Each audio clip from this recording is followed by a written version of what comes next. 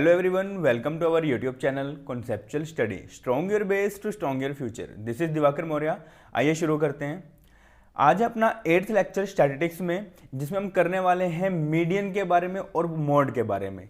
इससे पहले हमने लास्ट लेक्चर में किया था जो अर्थमेटिक मीन होता है वो क्या होता है। ठीक है, अर्थमेटिक मीन में हमने दो तरीके से मीन देखे, एक तो सिंपल अर्थमेटिक मीन था, एक वेटेज अर्थमेटिक मीन था। ठीक है, और हमने देखा था कि अर्थमेटिक मीन जो है वो वाइडली यूज होने वाला है, बहुत सिंपलेस्ट मेथड है। ठीक है, तो उसी में अब आगे बढ़ते हुए, वो तो था मैथमेटिकल एवरेज, अब जो आज पढ़ने वाले हैं वो कौन से हैं? Positional average. तो पोजिशनल एवरेज में फर्स्ट कौन सा आता है? मीडियन आता है। तो मीडियन देखिए क्या होता है। मीडियन ना एक ऐसी वैल्यू है, मिडल वैल्यू है। मीडियन क्या है? एक मिडल वैल्यू है जिसके जो क्या होगा, पूरी सीरीज के बीच में होगी, जो पूरी सीरीज के बीच में होगी। अब मीडियन में करते क्या है? मीडियन में जो भी आपके पास डेटा दिया होगा, उस डेटा को आपने पहले क्या करना है? अरेंज करना है इन दी असेंडिंग ऑर्डर और डिसेंडिंग ऑर्डर। उसके बाद जो आपका सेंट्रल पॉइंट होगी वो क्या होगी? आपकी मीडियन होगा। ठीक है, तो पढ़ लेते हैं। क्या कहते हैं?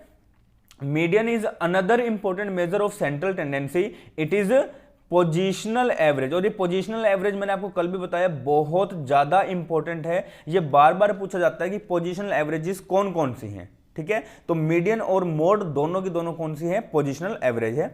Median is defined as the middle value of the series when arranged either in ascending और डिसेंडिंग ऑर्डर। ठीक है, तो मिडल वैल्यू होगी किसमें? सीरीज में, जब हम अरेंज कर देंगे असेंडिंग ऑर्डर में या फिर डिसेंडिंग ऑर्डर में। It is a value which divides the arranged series into two equal parts in such a way that the number of observation smaller than the median is equal to the number greater than it. तो ये क्या कहते हैं? एक series है, series के central point पे central जो वैल्यू होगी असेंडिंग या डिसेंडिंग ऑर्डर में करने के बाद जो मिडिल वैल्यू होगी उसे क्या कहेंगे? मीडियन कहेंगे। इसके इस तरफ भी इक्वल पार्ट्स होंगे, इसके इस तरफ भी इक्वल पार्ट्स होंगे। ठीक है, median is thus a positional average. In the words of Conner, the median is that value of the variable which divides the group into two equal parts. दो equal parts में करेगा, one part comprising all value greater and the other values less than the median. अब देखो simple सा है, हमारे पास है 1 3 2 4 5 8 7 6। तो ये अब डाटा है, इस डाटा को आप ऐसे करोगे, कर लें 1 2 3 4 5 6 7 8, ऐसे कर लें। एक और ले लो, मान लो 9। तो अपने पास ये हो गया।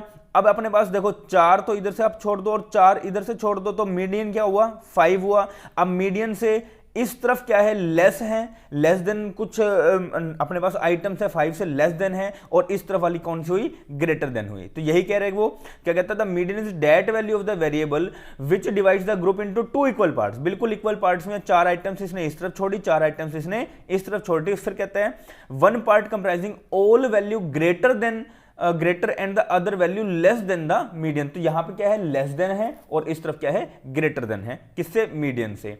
फिर कहते हैं a point to be noted is that median is always determined the first arranging the series in an ascending or descending order. Median is denoted by m. तो मीडियन को कैसे डिनोट करते हैं? m से करते हैं। और मीडियन कैसे निकलेगा? सबसे पहले हमें जो भी डेटा है अवेलेबल उसे असेंडिंग ऑर्डर या फिर डिसेंडिंग ऑर्डर में रखना पड़ेगा, और उसके बाद हम लोग जो सेंट्रल वैल्यू है, मिडिल वैल्यू है, उसे हम क्या कहेंगे? मीडियन कहेंगे। क्लियर है? चलिए बढ़ते हैं आगे। The median by definition refers to the middle value in a distribution. In case of median, one half of the item in the distribution have value the size of the median value और larger. तो वही बात है कि इस तरफ क्या होगा? लेस होगा, इस तरफ ग्रेटर होगा, या इस तरफ ग्रेटर होगा और इस तरफ लेस होगा, डिपेंड्स ऑन असेंडिंग ऑर्डर या descending order. The median is just the 50th percentile value below which 50% of the value in this sample fall.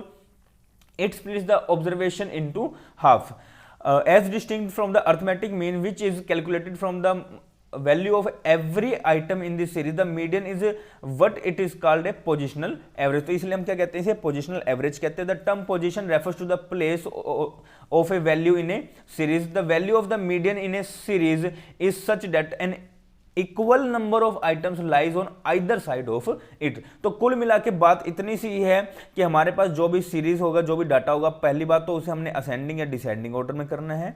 उसके बाद जो एक सेंट्रल वैल्यू होगी उसे हम क्या कहेंगे, मीडियन कहेंगे। उसके मीडियन के दोनों तरफ क्या होंगे, इक्वल पार्ट्स में डिवाइड होगा, दोनों तरफ जो है वो इक्वल नंबर ऑफ आइटम्स होंगे, और एक तरफ उसके लेस देन होगा मीडियन से और एक तरफ उसके ग्रेटर देन होगा मीडियन से। इतनी सी बात ही इसने बार बार कही है। और इसमें सब कुछ क्या है, मीडियन का मतलब यहां पे क्या कहा गया, मीडियन जो है वो कौन सा एवरेज है, पोजिशनल एवरेज है। बस इतने ही कुछ क्वेश्चंस यहां पर आते हैं आपसे, ठीक है। अब कुछ मैथमेटिकल प्रॉपर्टी है इसके, एक ही मैथमेटिकल प्रॉपर्टी में क्या कहेगा, the sum of the deviation of the items from median ignoring signs is the least.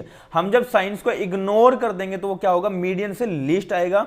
For example the median of 4, 6, 8, 10, 12 is 8। तो इसने क्या किया, 4, 6, 8, 10 और 12, तो 2 इधर छोड़ी 2 इधर छोड़ी, बीच वाला क्या हुआ, 8 हुआ, तो 8 इसका मीडियन हो गया। बट कहते हैं the deviation from 8 ignoring signs are 4, 2, 0, 2, 4 and the total is 12। हमने कल एक चीज की थी, जब मैंने कहा था आपको x माइनस मीन करोगे तो उसकी वैल्यू कैसे आएगी, 0 आएगी। लेकिन हमने वहां पे साइंस को इग्नोर नहीं किया था, वहां पे हमने किया था -2 आया था, फिर -1 आया था, 0 आया था, फिर उसके बाद 2 आया और 1 आया, फिर हमने ये काट के और कह दिया कि जो x माइनस मीन होता है वो 0 होता है, ऐसे किया था।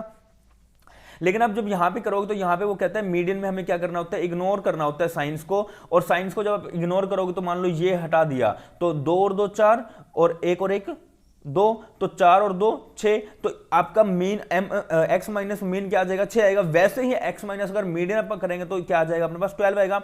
उस टाइम अपने को जो साइंस है वो इग्नोर करने होंगे, ठीक है, मीडियन में।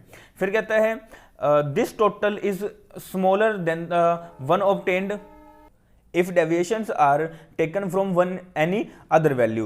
Thus if deviations are taken from 7 value ignoring signs 3, 1, 3, 5 and total is 13। तो वही चीज कह रहा है कि आपके पास सीरीज है कौन कौन सी, 4, 6, 8, 10 एंड 12। तो इसे आपने पहली बात तो असेंडिंग ऑर्डर में है बिल्कुल है, कोई दिक्कत नहीं है।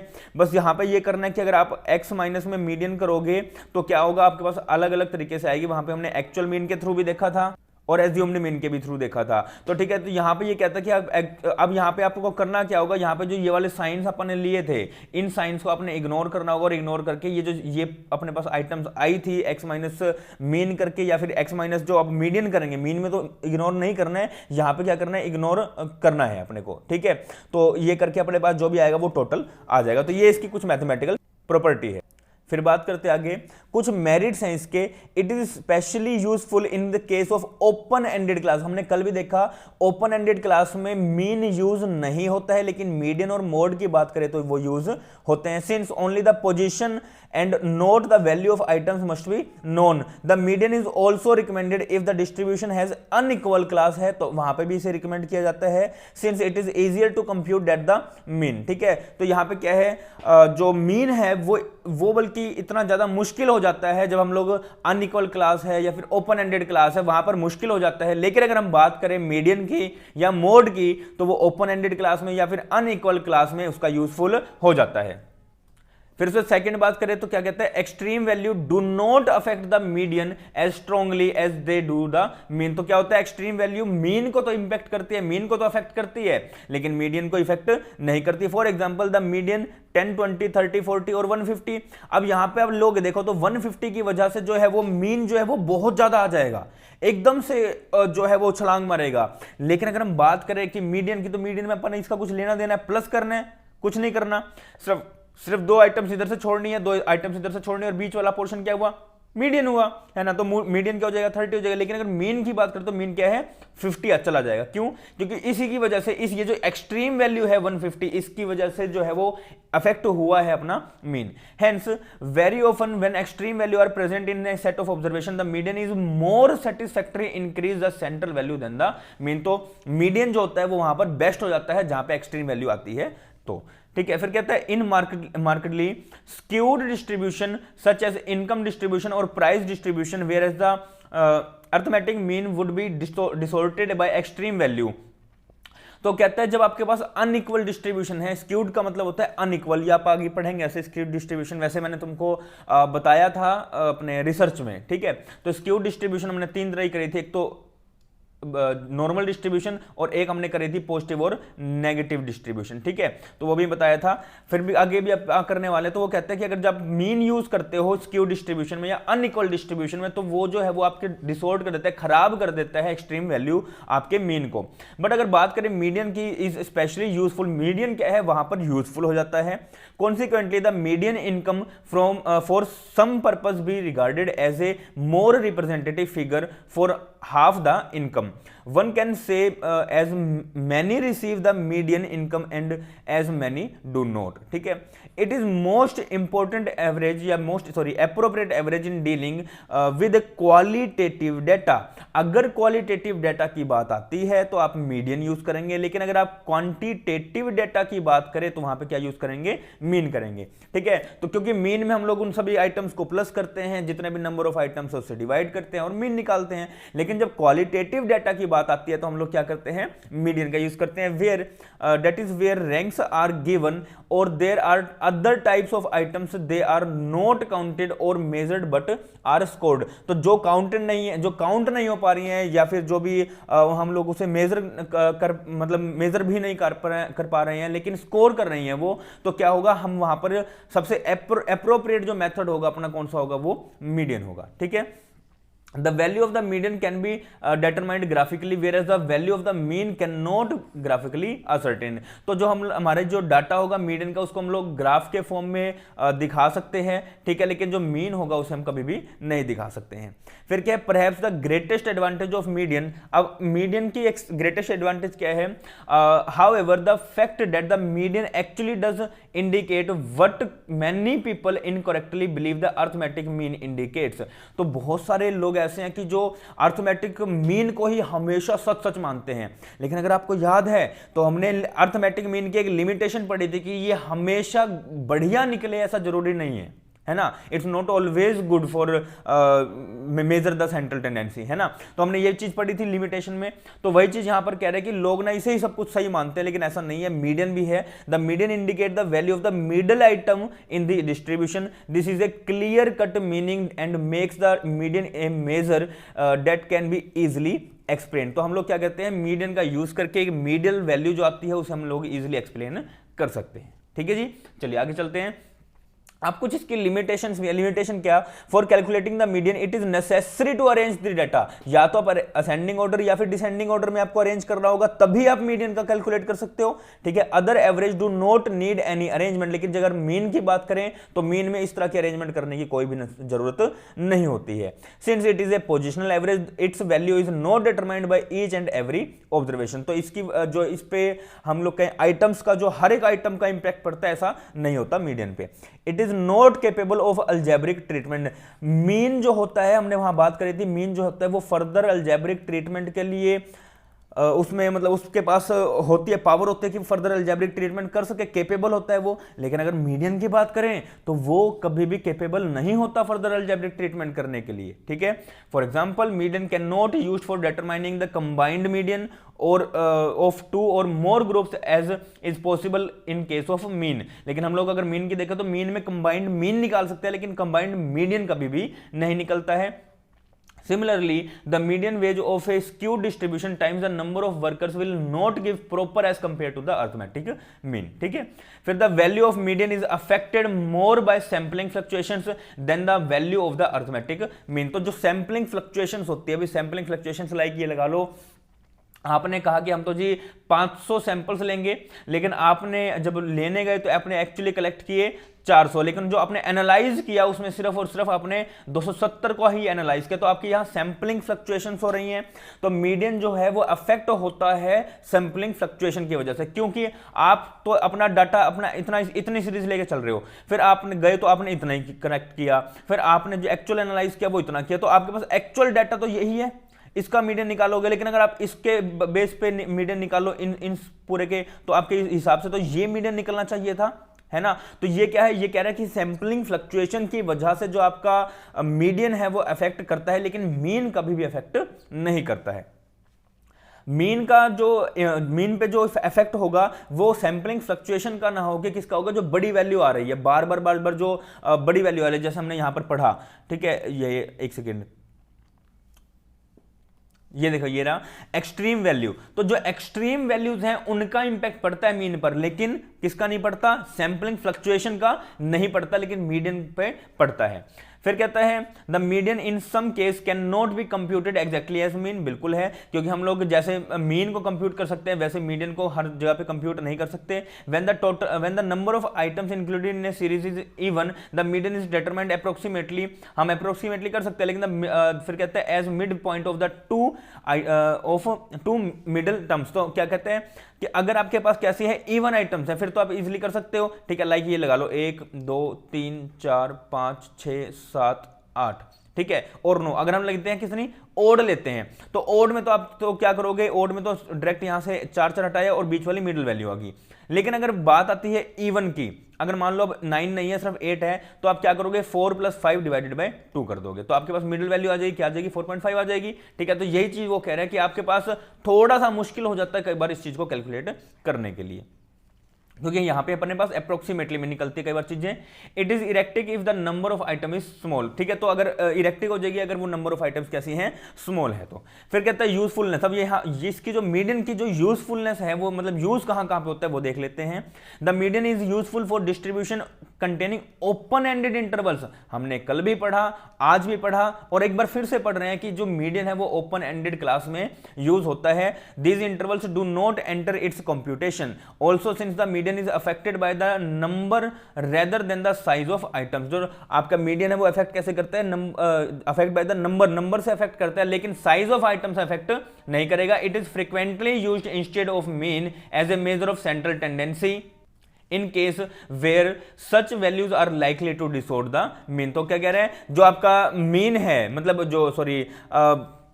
जो मीडियन है वो अफेक्ट करता है क्या, जो मीडियन है वो अफेक्ट करता है क्या, जो नंबर रेदर देन, किससे, नंबर से तो अफेक्ट करता है लेकिन साइज ऑफ आइटम से नहीं करता। It is frequently used instead of mean, हम लोग इसे जल्दी यूज करते हैं मीन के कंपैरिजन में as a measure of central tendency in case where such values are likely to distort the mean. तो कुछ एक वैल्यू होते हैं क्योंकि ऐसी वैल्यू कई बार आ जाती है जो अपने मीन को जो है वो खराब कर देती है, तो वहां पर हमें कौन सा मेथड यूज करना होता है या मेजर कौन सा यूज करना होता है, मेजर ऑफ सेंट्रल टेंडेंसी का मीडियन यूज करना होता है, ठीक है। चलिए अब आते हैं कुछ पार्शियल वैल्यूज या पार्टीशन वैल्यूज। इसमें हमने हमारे पास 3 तरह की वैल्यू आती हैं जो आपको आगे बहुत जगह पे काम आएंगी, ठीक है। चलिए देखेंगे। Just as median divide the series into 2 equal parts, median में क्या होता है, हम लोग 2 इक्वल पार्ट्स में डिवाइड करते हैं, ठीक है, फर्स्ट पार्ट ये, सेकंड पार्ट ये। उसी तरह हमारे पास ना क्वार्टाइल है, डिसाइल है और परसेंटाइल है। क्वार्टाइल में हम लोग 4 पार्ट्स में डिवाइड करेंगे, डिसाइल में हम लोग 10 पार्ट्स में डिवाइड करेंगे और परसेंटाइल में हम लोग 100 पार्ट्स में डिवाइड करेंगे, ठीक है। लेकिन एक चीज याद रखना, 100 यहां पे अगर मान लो क्वार्टाइल की बात करूं तो 4 पार्ट्स में डिवाइड कर रहे हो, लेकिन आपके पास इक्वल पार्ट्स कितने बनेंगे, वो बनेंगे सिर्फ और सिर्फ 3, ठीक है। मतलब ये देखो, 1 ये रहा, 2 ये रहा और 3 ये रहा, लेकिन आपने डिवाइड कितने में किया, 1 2 3 और 4 इक्वल पार्ट्स में तो डिवाइड किया, लेकिन एक्चुअल में अपने पास ये जो पार्ट्स बने वो कितने बने, 3 बने, ठीक है। तो क्वार्टाइल कितने होंगे, Q1 होगा, Q2 होगा और Q3 हो जाएगा, तो 3 पार्ट्स में होगा। तो कहता है quartile divides in a series, या quartile divides A series into 4 equal parts. For any series there are 3 quartile denotes by Q1, Q2 and Q3.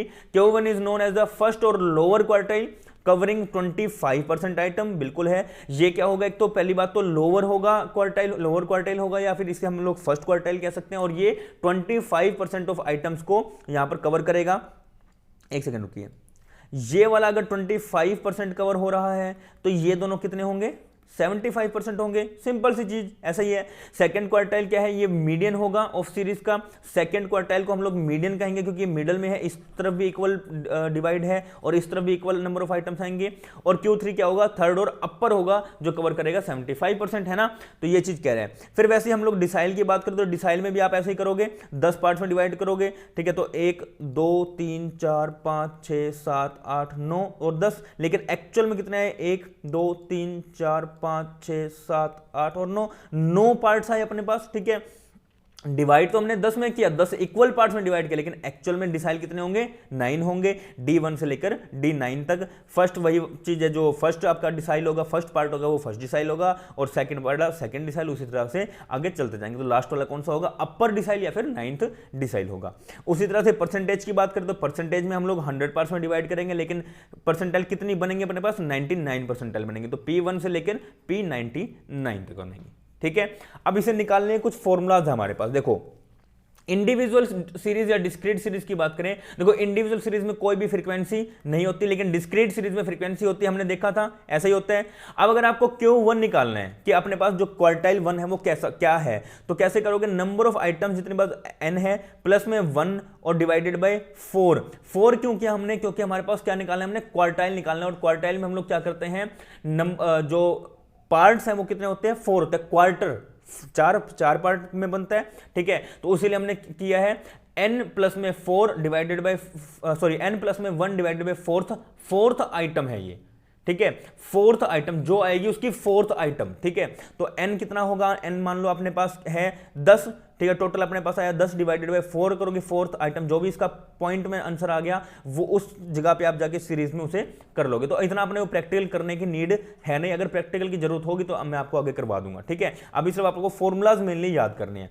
वैसे ही Q3 निकालना होगा, देखो सिंपल फॉर्मूला तो क्या है, n+1 है। हमने देखा मीडियन में भी कि अगर आपके पास इवन नंबर आ जाता है तो आप क्या करोगे, n+1 कर दोगे, मतलब मैंने बताया कि 4 + 5 कर दोगे, तो उसी तरह क्या करोगे, यहां पर n+1 कर दोगे। उसी तरह क्या है, Q3 निकालने के लिए n+1 डिवाइडेड बाय 4 के साथ 3 को मल्टीप्लाई कर दोगे, एथ आइटम हो जाएगा। डिसाइल में करोगे तो n+1 डिवाइडेड बाय 10 के साथ कर दोगे। अगर 9th आइटम निकालनी है तो 9 के साथ मल्टीप्लाई कर दोगे। अगर D5 निकालना है तो क्या करोगे, n+1 divided by 10th item और इसको मल्टीप्लाई कर 5 से कर दोगे। उसी तरह अगर परसेंटाइल निकालना है तो n+1 divided by 100th item और 99 का निकालना है तो 99 के साथ मल्टीप्लाई, 88 का निकालना है तो 88 के साथ मल्टीप्लाई, 56 का निकालना है तो 56 के साथ मल्टीप्लाई, ऐसे ही करोगे। तो ये सारे क्या आपके फॉर्मूला, बड़ा ईजी फॉर्मूलाज हैं, ये बहुत ईजी फॉर्मूलाज हैं।